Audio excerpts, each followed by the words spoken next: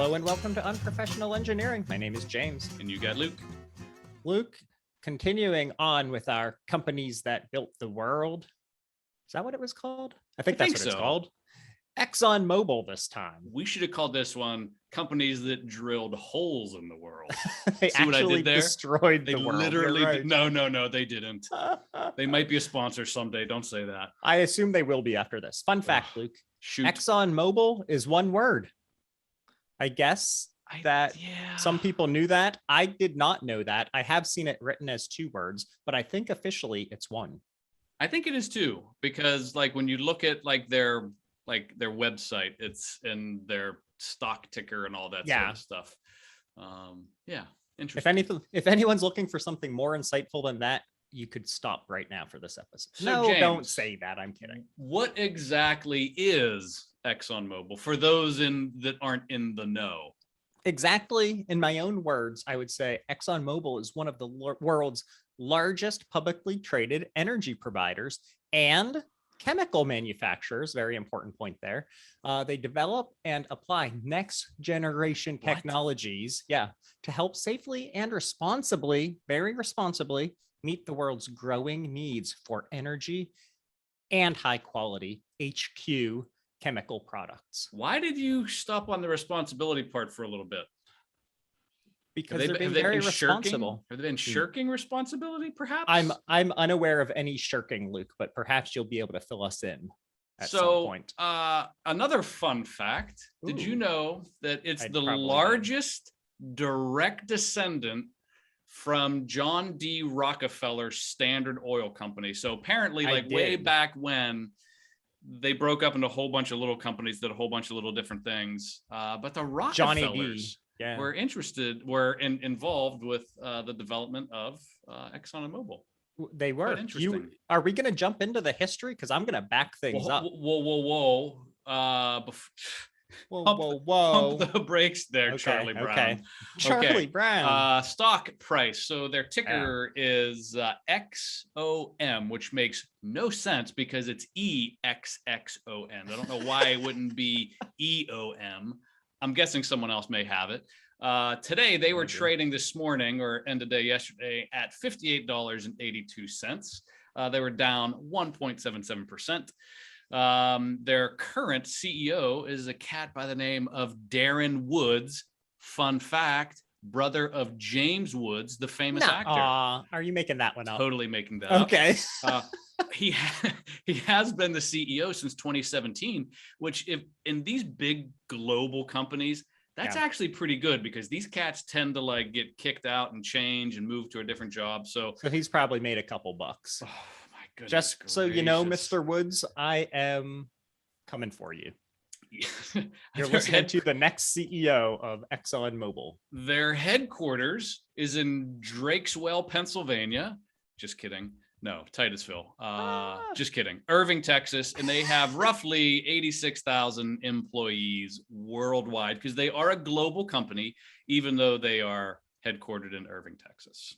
They are a global company. That is correct. Well done, Luke. That was a beautiful recap of how they performed today. Here's what I love.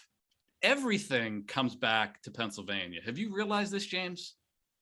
Yeah, Everything. I mean, I would have moved away if not. The next episode we're recording has a Pennsylvania tie-in. Does it really? I'm not sure I know that one. So we'll see. Stay tuned for Kevlar at some point. We're going to talk about the Pennsylvania connection, but here's the Pennsylvania connection. You're going to steal it from me? Then you can do the rest. 1859, Sir Edwin Drake and Uncle Billy Smith.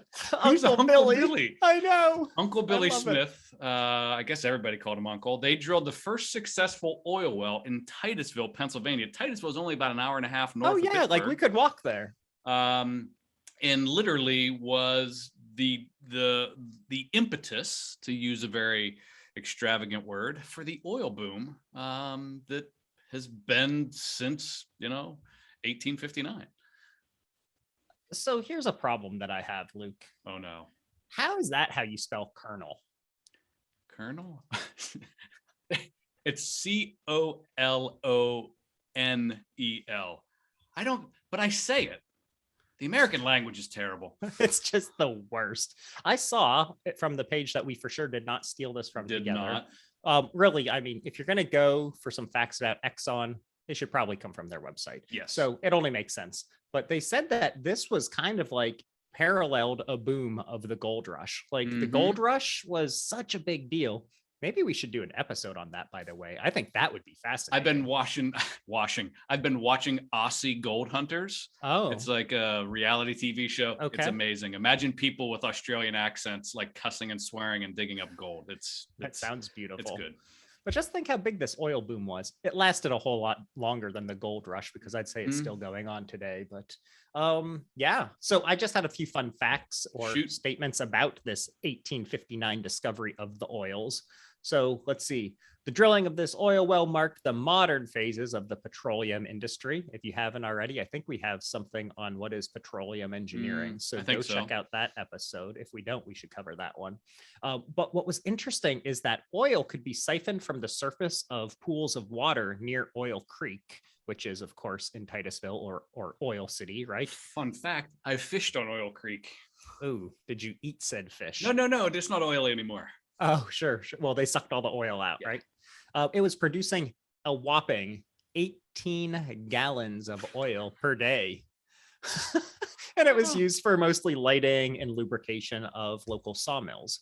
Mr. Drake, as I call him because I respected him very much, or respect him very much, was brought in by investors way back in 1853, so really 6 years ahead of time, to dig this well for oil.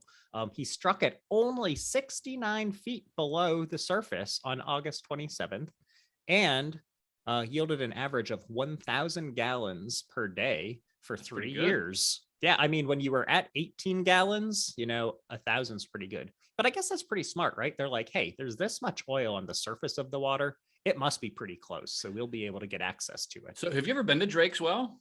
I took a field trip there when I was a youngster. I don't know if I did a field trip, but I've definitely been there a couple of times. Yeah. Was there more to that, or were you just curious? No, I was just curious. Okay. Drake's Well, it's listed on the National Register of Historic Places and designated a national landmark in 1966. But what's even cooler for the people listening to our show, because they are the best, it was designated a historic mechanical engineering landmark in 1979. How awesome I didn't even know that was a thing. This is the first time I've ever heard of something like that. I think we will be a historic engineering like podcast. Our houses will get plates or something. Like, yeah, maybe. Maybe. I mean, I think they should. We deserve it. We were the second best podcast in Pittsburgh once. We were. So you did mention Johnny D. Rockefeller, 1870. That's really when this all kind of started. He and his boys got together. Yeah, he and his partners, his boys, as you would say, formed the Standard Oil Company in 1870. In 79, though, the Standard Oil Company purchased up 3/4 interest in Vacuum Oil Company for 200 large. That's 200,000 for those of you not in the know. Due to their skills in, we'll say, the politics versus maybe business, but also their cutthroat, ruthless business activity and ethics. By that time, they started controlling 95% of the US's refining capabilities. Why is that like I don't know. When you think of like big oil, I think of like a bunch of guys in suits, like smoking cigars and being all ruthless. Like why? My guess is it started way back then, like with all the shenanigans that they, did. It had to be. Right? Have you met anyone in oil before? Yeah, they are pretty ruthless, aren't they? They are. I've never met one of them that wasn't smoking cigars and didn't have a 6-shooter on his side. All righty. 1882. This is bananas to me. Like, I know. And there's a couple of these in the history.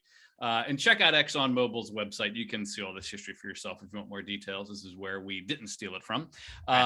So Standard Lubricants was Standard Lube, I call it. Standard Lube. Our boy T-Bone Edison used it on his first generating system. Yes, isn't that crazy? He used oil from ExxonMobil and Frank D to oil the machines that he used. Yeah. How crazy is that? Yeah. I just posted something about Edison on our Facebook saw page that. and got all sorts of hate. I love that. Fun fact about that same time frame, Luke. It was the first trust ever formed, and was constructed to circumvent Ohio's laws restricting ownership of out-of-state companies. So that's Interesting. kind of interesting. So before we continue on, I get into the 1900s next, but maybe you have some things before then. I would like to take a break for a word from our sponsor. ExxonMobil. It is not ExxonMobil, but it's someone bigger and better. It's the Big Compute Podcast. Go have a listen. What can computational science tell us about the tsunami generated by the biggest earthquake to ever hit Europe? Before you know it, everything is shaking, and shaking loudly. What makes the coronavirus so contagious? It's the machine that literally will latch on to your human cell and ultimately infect you. And what was it like when a massive act of cyber warfare stopped an entire country in its tracks? Their ATM greets you with red text over a black screen.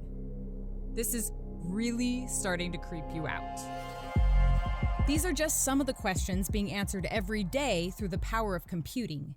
And on Season 2 of the Big Compute Podcast, we transport you to the heart of these stories, giving you a first-hand look at how computational science is changing our world. Find the Big Compute Podcast wherever you get your audio, or visit bigcompute.org. All right, so in addition to the Big Compute Podcast, thank you for the sponsorship, by the way, I did have one shout out that I wanted to give. This is Mr. John R. Johnny R. Johnny R. I'm a geotechnical engineer based in Canada, and I've been listening to your podcast on my way to various sites around the country, and I absolutely love what you guys are doing. Just wanted to reach out and say you guys are doing fantastic work. Canada's Thanks, a country? John. It might be another state soon. I'm not sure. Once we open up the borders, we'll have to do geotechnical engineering. That sounds interesting, right? It does sound interesting. I actually wrote back to him and said, "Is that like fancy talk for civil engineering?" Like, I think he's trying to trick us. Like he's that. a civil, and he probably doesn't want to say it. I don't blame him at all. Geotechnical does sound cool, but he did make a suggestion for a new episode, which would be tailings dams or earthen dams. So he gave a bunch of them. I assume that's what beavers make. He did our research for us. Yeah. What? He did.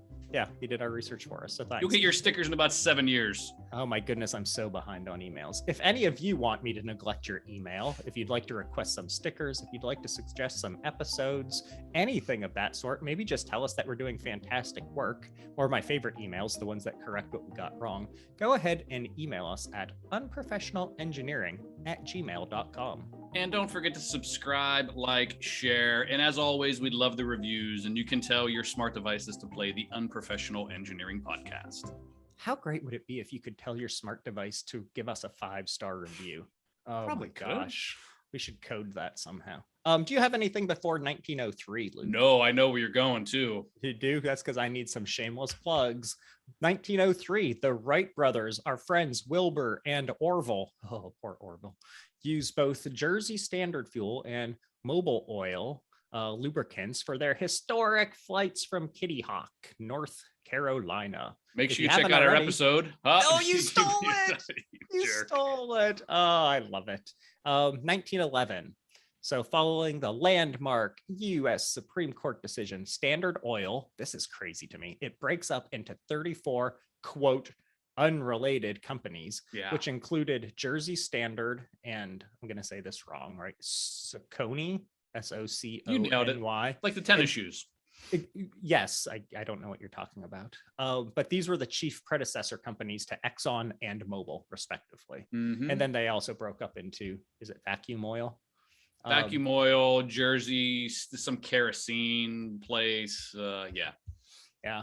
Oh, that's interesting as well that you mentioned the kerosene. That year also marks the first time that Jersey Standards, which would have been Exxon, their sales of kerosene actually are surpassed by gasoline. So before, kerosene was like the main product, but at this time, kind of going along with vehicles and other uses, gasoline kind of surpass them in sales. Well, because kerosene was major for heating in homes and lanterns and all that sort of stuff. It's funny. Hold on real quick. Before that point though, gasoline was produced, but it was discarded as a nuisance. Like there's no use for this junk, and they would get rid of it. Who needs that? No. So 1915, good friend of the show, Ralph De Palma, won the Indianapolis 500. And I know you know the number, but what do you think his average speed is without looking? It was 80 something, right? 87 maybe? It was that 89.84. So I drive faster than that to go get my mocha frappuccino whenever I go to this. Like, seriously, to be 80? Fair, you drive that fast to pass someone and then get back over because you have that silly belief. Driving fast. Oh, I know you do. What's next?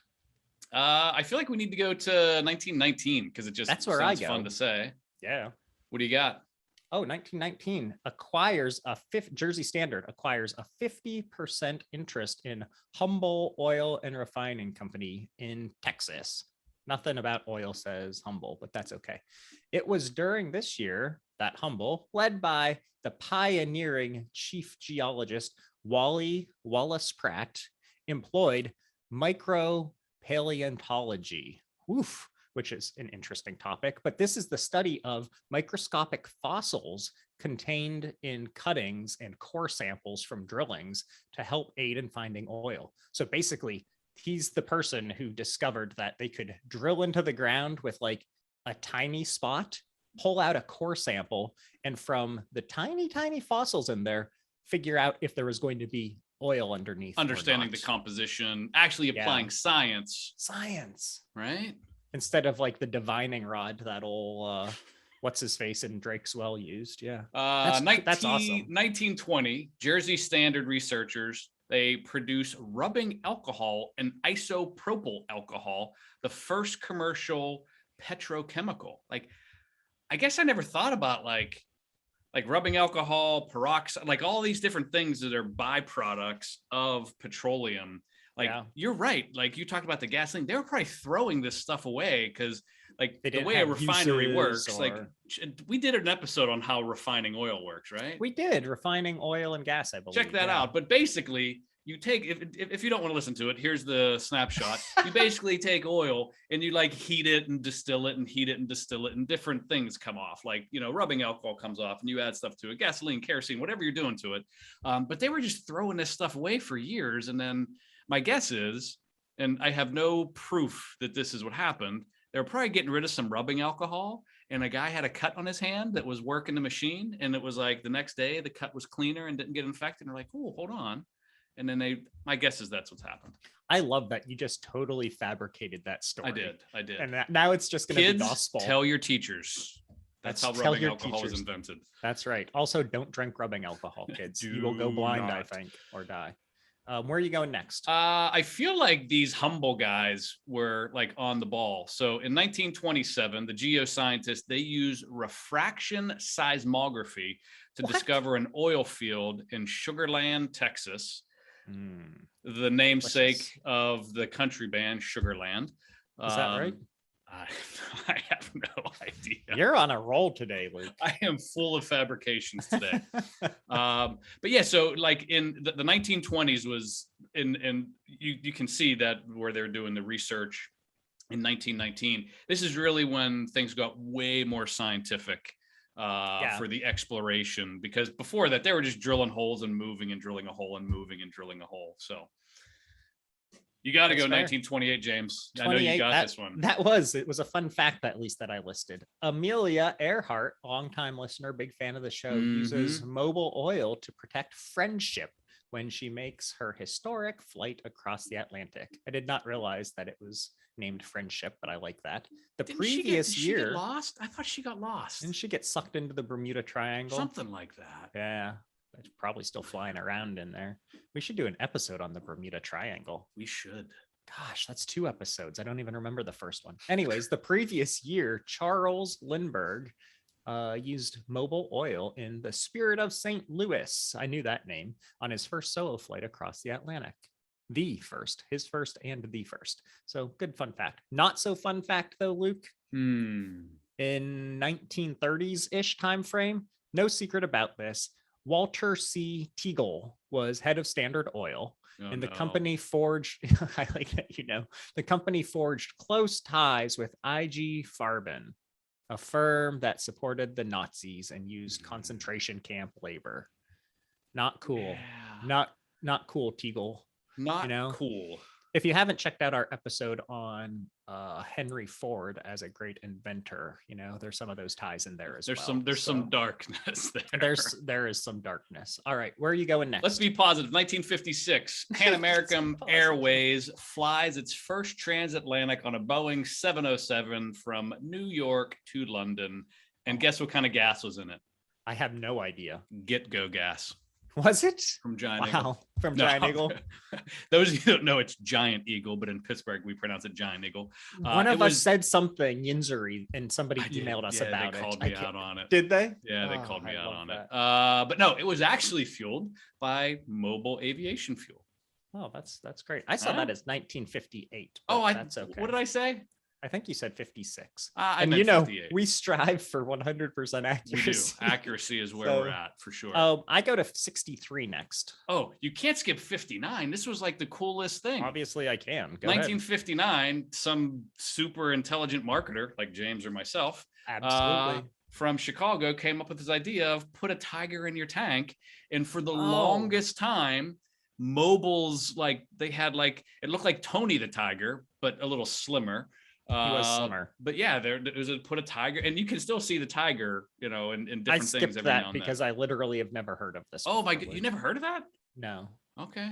I don't know much about tigers, though. Only from what I've learned from Tiger King, which I think there's a second season of Tiger King coming out. I don't know how. Okay, one more, and then we're going to take another break. 1963, our friends Humble invents 3D seismic technology. Which is different than what you mentioned, I suppose.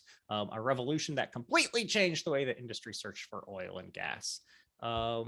Uses massive parallel computers in seismic imaging, and it helped our geologists sharply reduce finding costs. So really reducing the cost to figure out where that oil is going to be, and taking advantage of computers way back in 1963.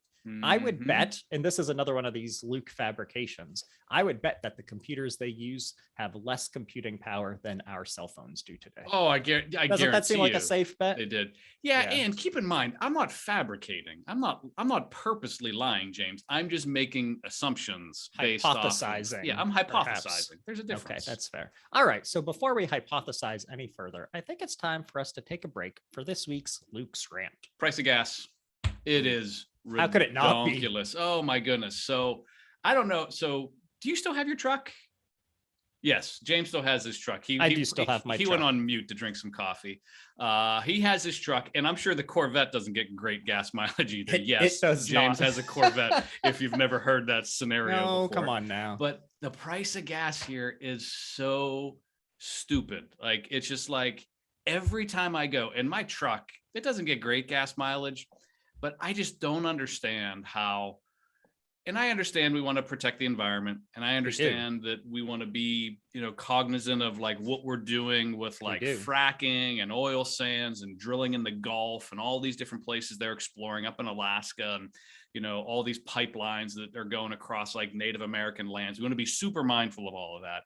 But the reality is, there's got to be a way to make gas cheaper, and I don't know why it just keeps on going up. This idea of this supply and demand changing like literally like week to week is just amazing to me. So, and keep in mind, we've been out of the pandemic for a while, and we're getting to the end of it supposedly. Okay. Maybe not, but it's just I'm waiting for it to drop, and I think what's going to happen, unfortunately, folks, is it's just never going to drop. This is just how gas is going. They'll pay for this. That's fine. Yeah, I think you're right. What bothers me is that, like, a lot of it is taxes, right? Especially in Pennsylvania. Mm-hmm. But up until maybe 2 years ago, give or take. So my wife's family is from Ohio. Every time we'd go to Ohio, it'd be like, oh, we're going to fill up, because their gas was seriously like maybe $1 a gallon cheaper at times. Maybe not quite so much, but almost. And now they've done their taxing and whatever else, I assume. And now the price there is just as much as it is here in Pennsylvania. So thanks a lot for that. jerks. 1972 is where I'm at. You have anything else? Nope. Jersey Standard officially changes its name to Exxon Corporation. It's approved by Jersey Standard shareholders in a special meeting, because you need to have special meetings for things like that. 74, Mobil introduces a synthetic automotive engine lubricant, Mobil 1. Today, Mobil 1 is the world's leading synthetic motor oil. What's that, 50 years later? That's pretty cool. Yeah, well, I mean, there's different grades of Mobil 1. It's not that original one. They've obviously made different formulations and improvements to it. I mean, obviously, but the name, like the brand. But here's my question about that, right? Like put a tiger in your tank. Well, no, they're an oil company. Why would they want to make a synthetic oil? Like, you would think that they would want people putting pure oil, or, you know what I mean? Like, synthetic oil has all kinds of extra additives. Like, I would think that as an oil company, maybe it makes their product better and therefore more desirable for purchase versus the jerks just doing oil. I mean, supposedly synthetic oils do make your engines last longer and run better, kind of thing. Seems like a good reason to me. So there's a bunch of shenanigans in the 70s, but I feel like for time's sake, James, we gotta get to 1989. Oh, one more, 75. Okay. Mobil participates in completion of Barrel A, the world's first concrete production platform. Oh, this is a a super tall 50-story high. 50 stories high was a prototype for other concrete deep water facilities operating in the North Sea. So if you haven't, check out our episode on deep sea drilling, which focuses on the North Sea a lot. It did. But okay, now you can move ahead. Okay. Cue the sad music. On March 24th, 1989, the tanker Exxon Valdez runs aground in Prince William Sound in Alaska.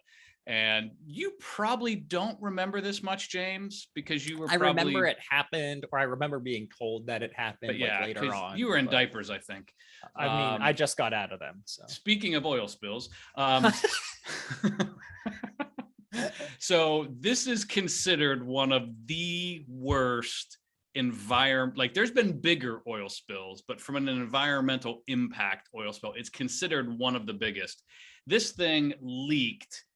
Where's the number? 10.8 million gallons of oil into Prince William Sound. And to this day, the area has never recovered. So I have some terrible facts for you. The amount of oil spilled could fill up 125 Olympic-sized swimming pools, 2,800 sea otters, 300 harbor seals, 900 bald eagles, 250,000 seabirds died in the following days after the disaster. 1,300 miles of coastline were affected. The cleanup required 10,000 workers, 1,000 boats, and roughly 100 planes and helicopters.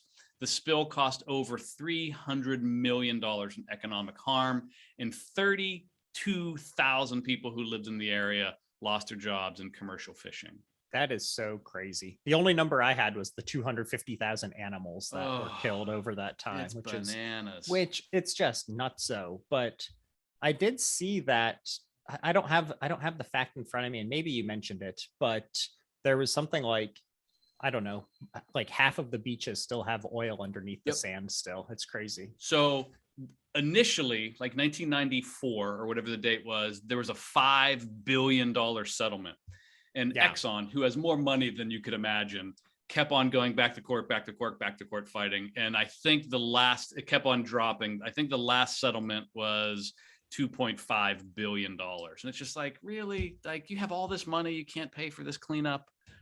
Come on. That's a lot of dollars. I'm going to be honest. That's almost podcast money right there. Almost.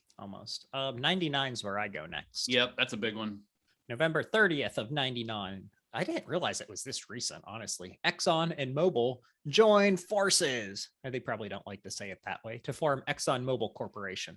This merger will enhance our ability to be an effective global competitor in a volatile world economy.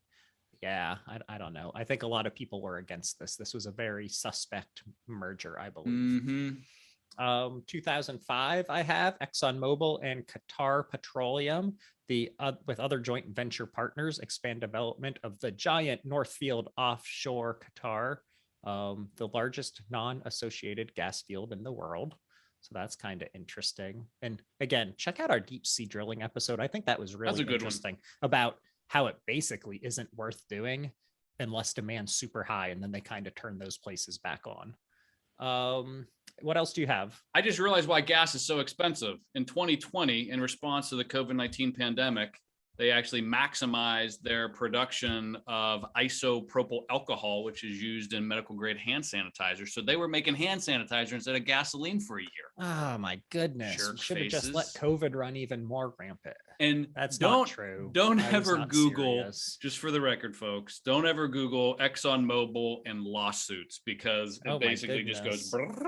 Apparently, everybody and their mother hates ExxonMobil for whatever reason. That's a reason. I had two things that I wanted to call out on the education side of things. 2016, ExxonMobil and Georgia Tech. If you listen to any of our engineering episodes, that's always one of the top 10, 20 schools for you to be going to, regardless of engineering. Those researchers developed a potentially revolutionary reverse osmosis technology that could significantly reduce greenhouse gas emissions associated with plastics manufacturing by using a molecular filter rather than energy and heat to perform a key step in the plastic making process. This new process offers the potential to dramatically reduce the amount of energy required in petrochemical facilities. So that's really kind of crazy. I did have one more. I'm going to squeeze in between yours. I said I was going to say it and I didn't. So in 2009, they started working with algae. Yeah. And there's a whole video I watched, a super long video. So essentially they have this algae that can actually produce oil without inhibiting the growth strain. It's a super crazy technique they're doing. And I guess it's a way of producing oil without having to drill holes and, oil sands and fracking and all that. So it's a brand new technology. So good on ExxonMobil for trying something different, right? Back before I realized I was not a good engineer, I thought about getting into that and trying to find a place that would allow me to work on that, because I think it's really fascinating technology. 2017, they worked jointly with the National Center for Supercomputing Applications at the University of Illinois, Big Ten school. And ExxonMobil set the record in high performance computing by using more than 4 times the previous number of processors used on complex oil and gas reservoir simulation models to improve exploration and production. Interesting. The breakthrough in parallel simulation uses, guess how many processors? 1,000. 716,800 processors. I saw the equivalent. You were very close. The equivalent of harnessing the power of 22,400 computers with 32 processors per computer. As simulation folks, I thought that was kind of interesting. Yeah, that's a lot of processors. That's all the history that I had, but I had a couple facts. Let me hear them. A not so fun fact. So you stole my Exxon Valdez facts. Not so fun fact, though, the allegations were dismissed, Luke. In 2001, a suit was filed against ExxonMobil stating that they provided material for Indonesian military forces to commit crimes, murder, rape, and torture for their own benefit. But they were dismissed. They were dismissed, but just thought I'd put that out there. Here was what I was trying to say. A federal survey said that oil still remains under half the beaches because of the Exxon Valdez oil spill, and it's going to take decades more for them to disappear. Yeah. But a fun fact that's more fun, I guess, ExxonMobil is part of Big Oil. I didn't know big oil was a specific thing. I thought that's just what we call oil. It's a term. Yeah, I didn't realize it's a term coined in the 60s, and it's used to describe the world's 5 or 6 biggest publicly owned oil and gas companies. Other members, in addition to ExxonMobil, would be BP, Chevron, Royal Dutch Shell, Total SA, and sometimes they go with ConocoPhillips. Oh. Yeah, so that's kind of interesting. We could be like a big podcast. No? No. Us, Joe Rogan. Yeah. Us, Joe Rogan. I don't know who. Stuff you should know. TEDx. I don't watch too many other. I don't listen to many other podcasts. I don't either. Yeah. So that's that. This keeps reminding me of the Bob's Burgers episode where oil Bill, I believe is the name of the song. It's terrible. If anyone's a Bob Burger fan, though, write in and laugh with me. Anything else, Sloop, that you want? That's all I got. This was a fun one. So here's how I'm going to end it, James. I feel like Exxon's trying. They are. I think they need to try harder. That way they raise your gas prices more? Is that what you're saying? No, lower them. No. They need to try harder to lower your gas prices while keeping the world safe. Yes. I agree. Keep up the good work, Exxon. If you want to sponsor us, go ahead and email me at unprofessionalengineering@gmail.com. And until next time, see ya.